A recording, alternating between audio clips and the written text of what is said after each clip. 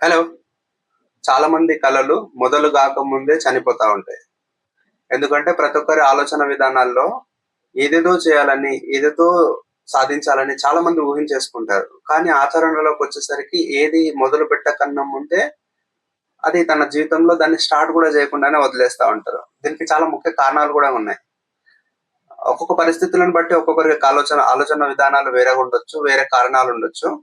But సాధారణంగా జనరల్‌గా ఎక్కువ మందికి అప్లికేబుల్ అయ్యే ముఖ్యమైన కొన్ని కారణాలను మనం ఇక్కడ చెప్పుకుందాం.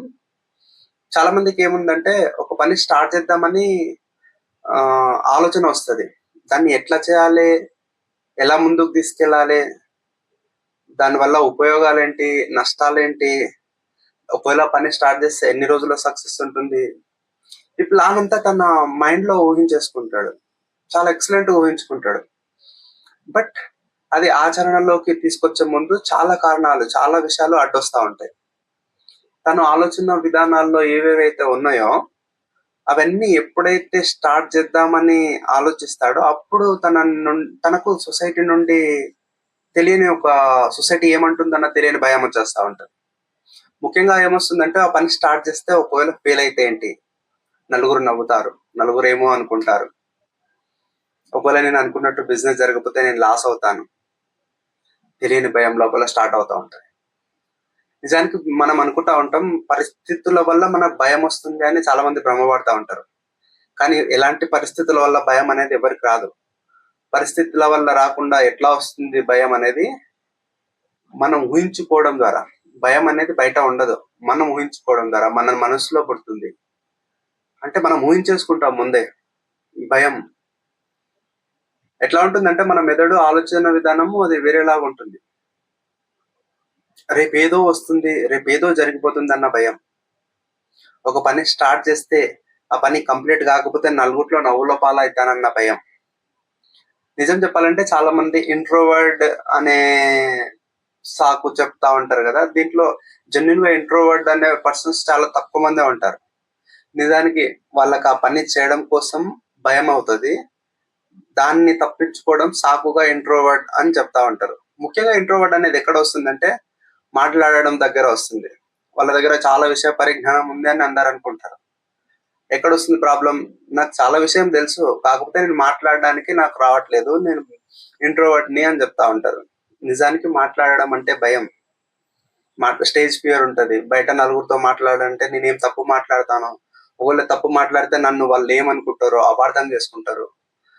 అంటే నేననే ఒక పర్సనాలిటీ ఇంతేనా? వీడికి విషయ పరిజ్ఞానం లేదా? అని ఎక్కడ తెలిసిపోతుందో అన్న భయంతోటి తన దగ్గర ఉన్న ఏ విషయాన్ని గూడా బయటికి తీసుకురాకుండా సైలెంట్‌గా మౌనంలో ఉండిపోతా ఉంటాడు.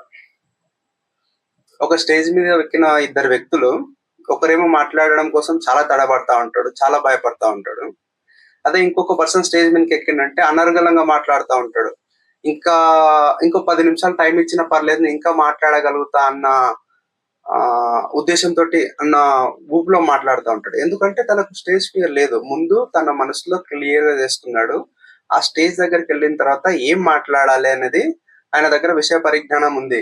అలాగే చాలా రోజుల సంధి మాట్లాడుతా ఉండు. అంటే స్టేజ్ ఫియర్ లేదు. ముందలున్న వ్యక్తులు ఎంతమందైతే ఉన్నారో, ఎవరైతే స్టేజ్ మీదకెక్కి భయపడుతున్న వ్యక్తి ముందల అంతే మందున్నారు. ఎవరైతే స్టేజ్ మీదకెక్కి అనర్గళంగా మాట్లాడుతుండో అతని ముందు అంతే మందుండ్రు. ఇక్కడ ప్రాబ్లమ్ ఏడొచ్చింది అంటే మనుషులలో వచ్చింది. ఒక వ్యక్తి ఏమో చాలా కాన్ఫిడెంట్ గా మాట్లాడుతుండు. ఎవరుంటే నాకేంటి నేనైతే తప్పు మాట్లాడట్లేదన్న ధైర్యంతో మాట్లాడేస్తుండు. ఇంకొక వ్యక్తి ఏం చేస్తుండ్రు, నేను ఎక్కడన్నా తప్పు మాట్లాడితే నలుగురు ఏమనుకుంటారు అన్న భయంతోటి తను మాట్లాడలేకపోతుండు. మాట్లాడ్డా ఏదో ఏదో బట్టి పట్టుకొని వచ్చినట్టు, ఒక ఎగ్జామ్‌కి ప్రిపేర్ అయినట్టు వచ్చి 4 మాటలు మాట్లాడేసి బయట వెళ్ళిపోతా ఉంటాడు. ఇంకా చాలా మంది ఎట్లా ఉంటంటే ఒక పని స్టార్ట్ చేద్దామని ఆలోచించకన్నా ముందే వాళ్ళకు ఫెయిల్ అయితామేమన్న భయం వస్తది. ఫోమో. పని స్టార్ట్ చేయకముందే ఊహించేసుకుంటారు. ఓకే. నేను ఒక 5,00,000 పెట్టి నేను బిజినెస్ స్టార్ట్ చేద్దామని అనుకుంటాడు. ప్లాన్ ఏసుకుంటాడు. ఫర్నిచర్స్ ఎక్కడ తీసుకురావాలి? ఎట్లా పెట్టాలి? ఎట్లా స్టార్ట్ చేయాలి? ఫస్ట్ మంత్ టార్గెట్స్ ఎంత పెట్టుకోవాలి? సేల్స్ జరుగుతే ఎట్లా ఉంటాయి? ఒకవేళ యావరేజ్ సేల్స్ ఎట్లా ఉంటాయి? ఒకవేళ లాసెస్ వస్తే ఎంతవరకు లాసెస్ వస్తాయి? నా మీద ఎంత పడొచ్చు అమౌంటు? ఇవన్నీ ఆలోచన విధానంలో ఎక్సలెంట్‌గా ప్లాన్ చేసుకుంటా ఉంటారు. బట్ స్టార్ట్ చేద్దామనే ఆలోచన వచ్చినప్పుడే ఫెయిల్ అవుతానేమన్న భయం వచ్చేస్తా ఉంటుంది. ఇక్కడ ఎక్కడ జరుగుతుంది గేమ్ అంతా అంటే మైండ్ లో జరుగుతూ ఉంటుంది. మన మెదడు ఏం చేస్తుంది, మనని సురక్షితంగా ఉంచడానికి ప్రయత్నిస్తూ ఉంటుంది. అంటే ఒక పని స్టార్ట్ చేస్తున్నాం కొత్తది అన్న ఆలోచన వచ్చినప్పుడు ఆ పని చేయడం ద్వారా వీడికి ఈ శరీరానికి ఏమన్నా రిస్క్ ఉందా, ఏమన్నా హాని జరుగుతుందా, ఏమన్నా ప్రమాదం ఉందా అని చెప్పేసి ముందే ఆలోచిస్తుంది. అక్కడ ఏ మాత్రమైనా సరే మనకు ఇబ్బంది కలిగేటట్టు కనిపించింది అంటే అది సస్యమిరా నేను వద్దు అని చెప్పేస్తుంది, నిన్ను పక్కకు లాగడం కోసమే ట్రై చేస్తూ ఉంటది. అంటే ఆల్మోస్ట్ ఎప్పుడు నిన్ను కంఫర్ట్ జోన్ లో ఉంచేందుకే మన మనసు, మన మెదడు అనేది ట్రై చేస్తూ ఉంటది. ఎందుకంటే దానికి రిస్క్ తీసుకోవడం ఇష్టం ఉండదు. చెప్తున్నాం కదా, అది తాత్కాలిక ఆనందం కోసమే, తాత్కాలిక ఎక్సైట్మెంట్ కోసం పని చేస్తూ ఉంటది. ఈ పని చేయడం ద్వారా రిస్క్ ఉంది అంటే ఇవన్నీ రిస్కులు ఎందుకు, లేనిపోని తడక ఎందుకు, ఉన్న దాంట్లో కంఫర్ట్ జోన్ లో హ్యాపీగా ఉందామని చెప్పేసి మెదడు యొక్క ఆలోచన విధానం అట్లాగే ఉంటుంది. ఇంకా ఈ భయానికి కొన్ని కారణాలు ఏంటంటే ఎప్పుడు చెప్తున్నది, ఈ పోలిక అనేది కూడా చాలా ముఖ్యమైనది. ఈ పోలిక ఎట్లా ఉంటుందంటే, ఫర్ ఎగ్జాంపుల్ గా ఎవరైనా ఒక యూట్యూబ్ ఛానల్ పెడదాం అనుకున్నారు అనుకోండి. ఇప్పుడు వచ్చేసి ఒక ఛానల్ పెట్టాలంటే వాడికి ఒక ఐడియా ఉండాలి కదా, తనకి ఇష్టమైన జోనర్ ఏంది, తను ఏది ఇష్టపడుతుండు, తన లివింగ్ స్టైల్ ఎట్లా ఉంటది. కొందరికి మాట్లాడడం ఇష్టం, కొంతమందికి జోక్స్ వేయడం ఇష్టం, కొంతమందికి ఫన్నీగా వీడియోస్ చేయడం ఇష్టం. వాళ్ళ జోనర్ వాళ్ళు సెలెక్ట్ చేసుకుంటా ఉంటారు కదా. వాళ్ళు ఏదైతే కాంటెంట్ ఇష్టపడి చూస్తూ ఉంటారో వాళ్ళ వాళ్ళ వీడియోస్ చేయాలనుకున్నది కూడా దాని రిలేటెడ్ అయి ఉంటది. ఫర్ ఎగ్జాంపుల్ ఒక కామెడియన్ ఉండు, కామెడీ వీడియోలు చేద్దాం అనుకుంటాడు, తను చూసే కాంటెంట్ మొత్తం కామెడీ రిలేటెడ్. బట్ తను ఏం చేస్తాడు, ఆ పని స్టార్ట్ చేద్దాము, ఒకవేళ వీడియోస్ చేద్దాం అనే లోపల ముందు ఎవరితో పోల్చుకుంటాడంటే, తన ఏ వీడియోస్ అయితే చూసి ఇన్స్పైర్ అవుతుంటాడో, ఏ కాంటెంట్ అయితే కన్జ్యూమ్ చేసుకుంటాడో ఆ వ్యక్తితోటి పోల్చుకుంటాడు. అది ఎలా పాసిబుల్ అవుతుంది, తను ఎన్ని రోజులు కష్టపడ్డాడు, ఆ స్థాయికి రావడానికి ఎంత కష్టపడ్డాడు. అలాంటిది నువ్వు ఏ వీడియో చేయకన్నా ముందే ఆయనతో పోల్చుకుంటే ఎలా పాసిబుల్ అవుతుంది? ఇంపాసిబుల్ కదా. నీకు నచ్చుంటే నువ్వు జీరో తోటి స్టార్ట్ చేయరు. ఎవరైనా సరే జీరో తోటి స్టార్ట్ చేసిన వాళ్ళే ఇప్పుడు ఒక స్థాయిలో ఉన్న వాళ్ళు. ఎవరు వచ్చిన వీడియో తోటి పర్ఫెక్ట్ లా రాలేరు. నుటుకు కొట్టుకు ఎవరో అదృష్టవంతులు ఒకరు ఉండొచ్చు, దాని కూడా బిహైండ్ ఎంతో స్కిల్ ఉంటుంది వాళ్ళ దగ్గర. వాళ్ళు తీసుకొని వచ్చి చాలా మంది ఎట్లా చెప్తా ఉంటారు. ఫర్ ఎగ్జాంపుల్ ఈ మధ్యలో కొన్ని వీడియోస్ చూస్తా ఉంటే కనిపిస్తా ఉంటది, 3 months లో 2 months లో అనర్గళంగా ఇంగ్లీష్ మాట్లాడేస్తున్నాం, ఫ్లూయెంట్ గా మాట్లాడేస్తుంటామని వీడియోస్ చేస్తే దానికి వ్యూస్ చాలా దారుణంగా వస్తాయండి. అక్కడ వాస్తవం ఏంటంటే తమ్నెల్ అది ఫేక్. ఎవరికి 2-3 నెలల్లో ఇంపాసిబుల్ అంత ఫ్లూయెంట్ గా మాట్లాడడం. వాళ్ళ వెనకాల చాలా బ్యాక్గ్రౌండ్ ఉంది. వాళ్ళు వ్యూస్ కోసం అట్లా చెప్తా ఉంటారు, చాలా రోజులు కష్టపడ్డారు. అసలు సింపుల్ గా కొన్ని పదాలను కూడా 2 నెలల్లో క్రోడీకరించలేరు. మన దగ్గర బేస్ ఉంది, ఎడ్యుకేషన్ లో చాలా వర్డ్స్ మనకు తెలిసి ఉంటాయి.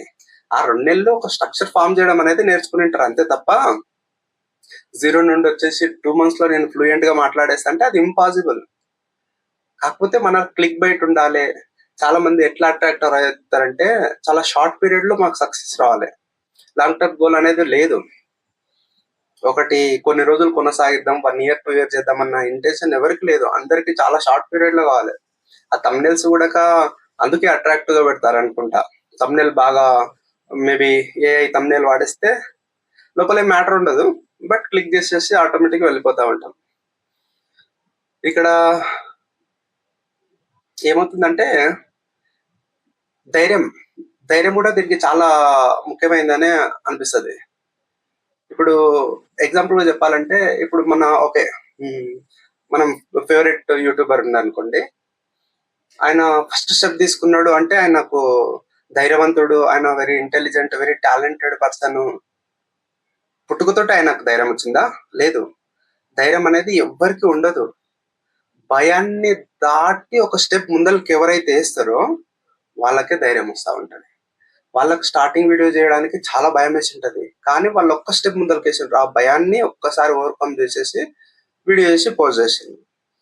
అలా 10 సార్లు 20 సార్లు 100 సార్లు చేస్తా ఉంటే ఆ భయం అనేది దూరం పోతుంది. ఆటోమేటిక్ గా అది ధైర్యం వచ్చేస్తా ఉంటది. ఈ ప్రపంచంలో ఉన్న గొప్ప గొప్ప ధైర్యవంతులందరూ వాళ్ళకి పుట్టుకతోటే ధైర్యం అనేది రాలేదు.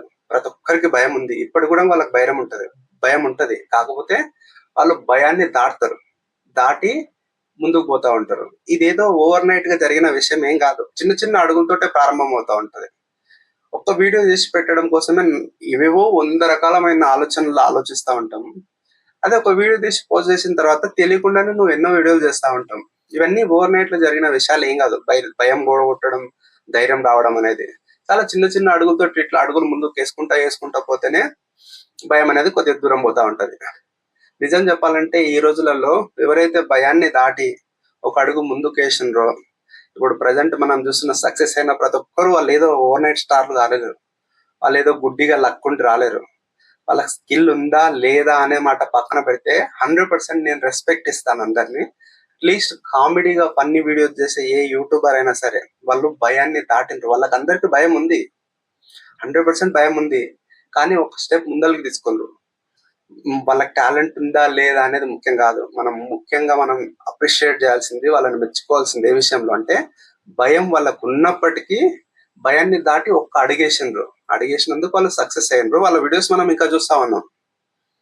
సో ఈ వీడియోలో నేను చెప్పాలనుకుంటుంది ఏంటంటే ఒక 2-3 చిన్న అడుగులతోటే భయం అనేది కొద్దిగా దూరం పోతా ఉంటది.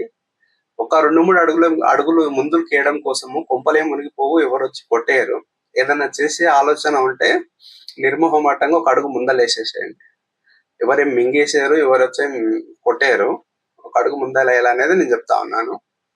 ఓకే, వీడియో ఎంతసేపు చూసినందుకు థ్యాంక్ యూ సో మచ్. ఉంటా, బాయ్.